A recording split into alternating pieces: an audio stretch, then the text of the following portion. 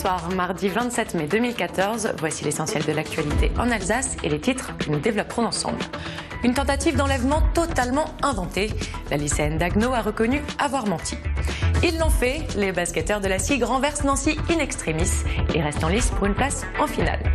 Les chutes de hauteur sont encore trop fréquentes sur les chantiers.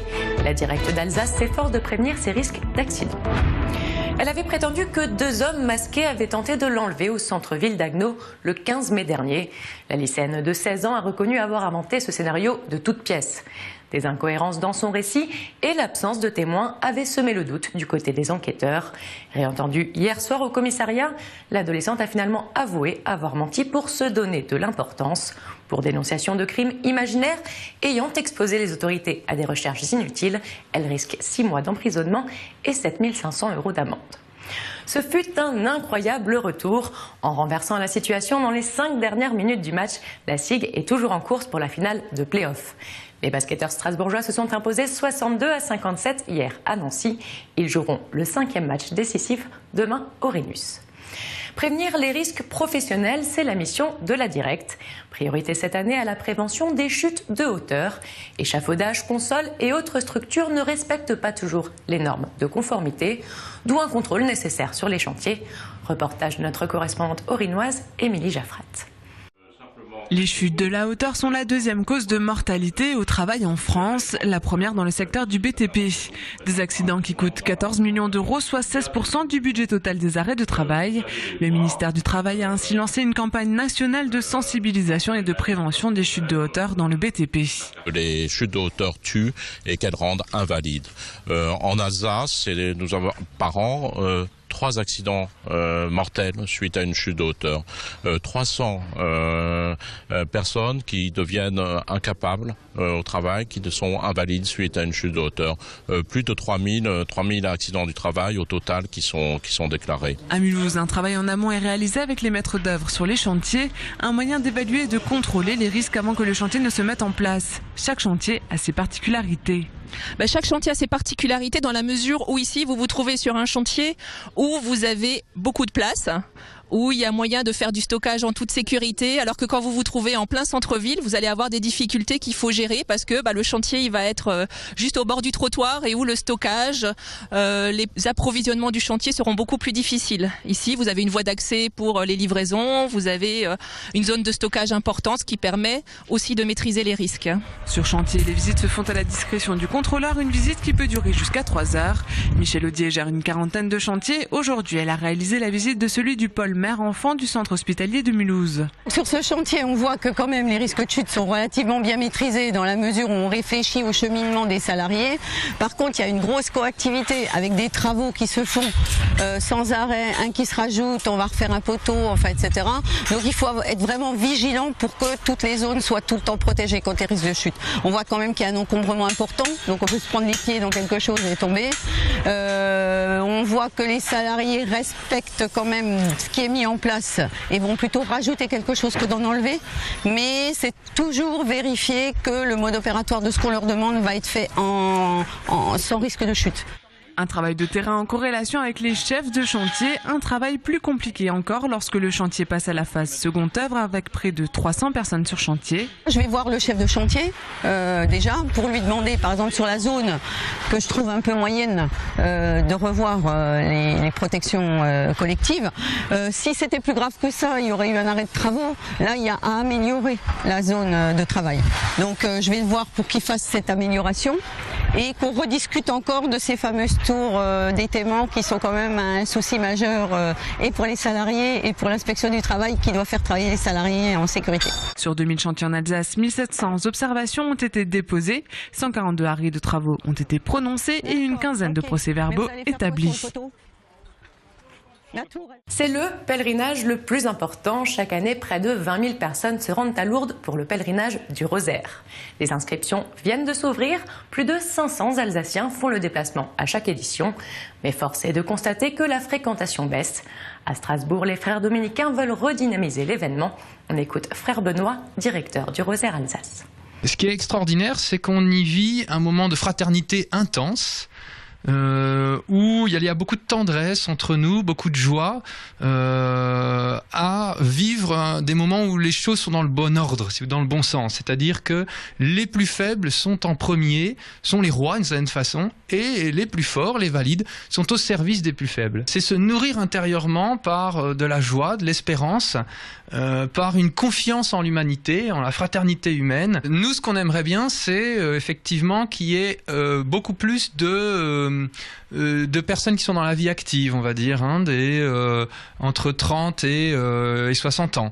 Donc ça s'il y avait un appel à faire aujourd'hui, ça serait à ce type de population, venez à Lourdes, vous ne le regretterez pas.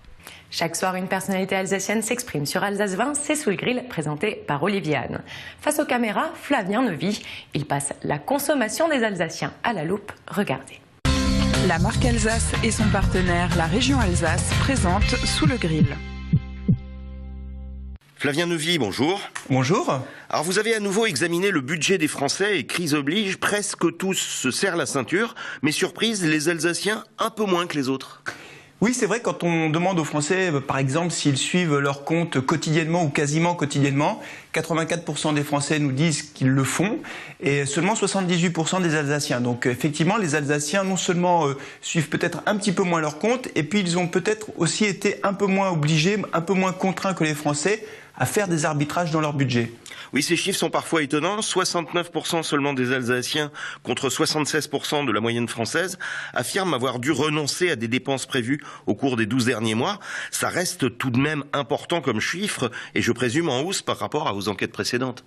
Oui, mais il ne faut pas oublier qu'on sort de 6 ans de crise, enfin on est toujours dans un contexte de crise, que cette crise a eu beaucoup de conséquences pour les ménages français, pour les ménages alsaciens, et notamment des conséquences sur le pouvoir d'achat qui a baissé. Aujourd'hui, on n'a pas encore les chiffres 2014 évidemment, mais on voit qu'on a plutôt un pouvoir d'achat qui est dans le meilleur des cas stagnant, et du coup les Alsaciens n'ont pas eu le choix, il a fallu aussi qu'ils fassent un certain nombre de choix dans leur budget, mais c'est vrai que le niveau de vie en Alsace est supérieur à la moyenne nationale, donc les Alsaciens ont été un petit peu moins contraints que les Français.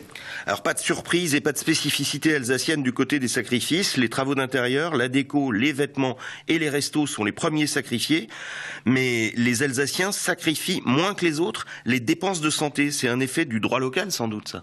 Ah oui, très certainement. Et puis aussi le fait que les dépenses de santé, malgré tout, ce sont celles qui sont le plus protégées avec le paiement du loyer, le paiement des charges.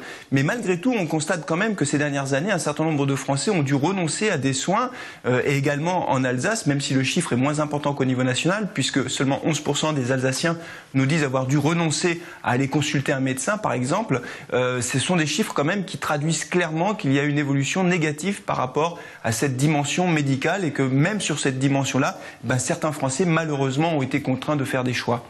Alors je le disais, les restos font partie des choix et des sacrifices prioritaires, mais pourtant quand on demande aux Alsaciens à quoi ils refusent de renoncer, ils mettent en tête un bon repas. 41% refusent d'y renoncer contre 28% des Français. C'est une surprise pour vous ? Non, c'est pas une surprise quand on connaît un petit peu la région et qu'on connaît la culture locale autour de la tradition gastronomique.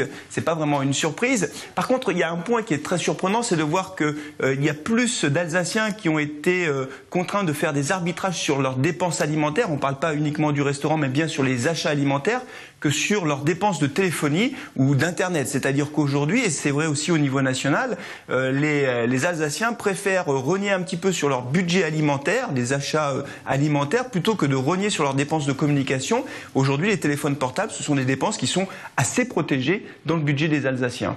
Un dernier clin d'œil aux enfants pour finir. Les Alsaciens sont plus exigeants avec leurs enfants. Seulement 19 € d'argent de poche par mois en moyenne contre 34% en France. Et c'est souvent en échange de travaux ou de bons résultats scolaires dans 70% des cas.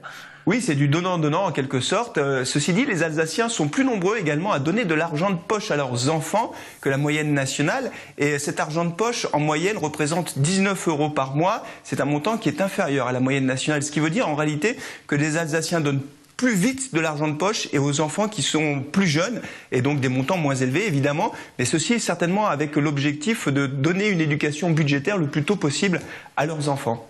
Flavien Neuvy, merci. Merci. La marque Alsace et son partenaire, la région Alsace, vous ont présenté Sous le grill. Quel temps en Alsace pour les prochains jours? Tout de suite, la météo régionale présentée par Wassila Moussaoui.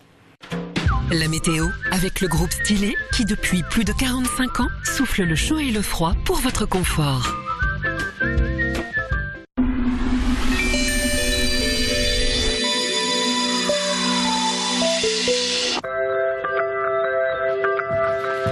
Salut chers téléspectateurs d'Alsace 20, ravi de vous retrouver. Alors le temps pour ce mercredi, eh bien il y en aura pour tous les goûts. On commence par la matinée avec des nuages du côté de la Petite-Pierre ou encore Schirmeck, partout ailleurs de rares éclaircies.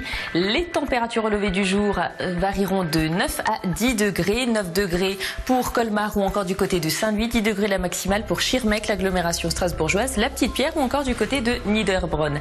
La situation pour l'après-midi, eh bien ça se dégrade avec l'arrivée de quelques ondées sur l'ensemble du territoire.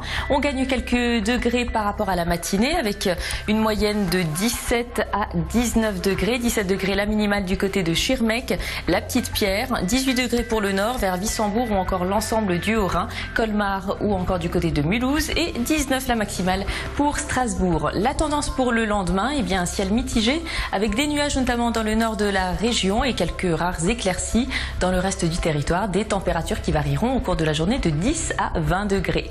On termine par l'éphéméride de ce mercredi 28 mai. Nous embrassons les Germains. Le soleil se lèvera à 5h34 pour nous quitter à 21h18 et nous gagnons 2 minutes de soleil. Je vous souhaite de passer un excellent moment sur Alsace.